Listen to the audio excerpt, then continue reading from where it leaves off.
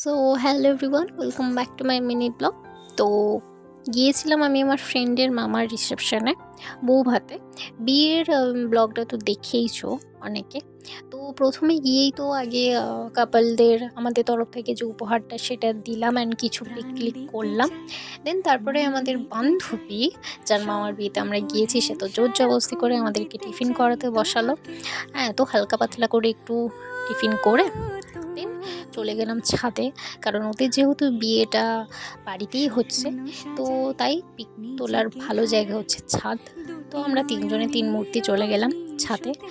তো দিন তারপরে ওদের দু রকমের স্টলও বসেছিল, ফুচকা আর কফি। তো ফুচকা থাকা মানে তো মিনিমাম একটা না হলে খাবোই।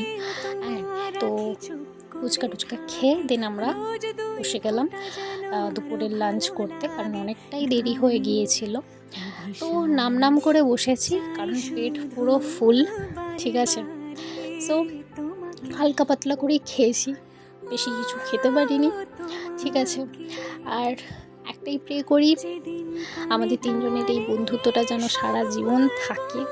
জানি না কতদিন টেকাতে পারবো, বাট যতদিন আছি যেন থাকে, এটাই প্রে করবো।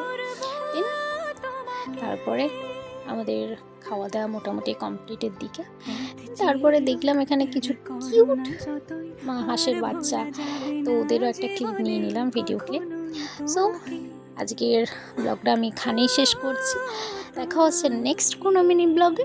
চলো, বাই।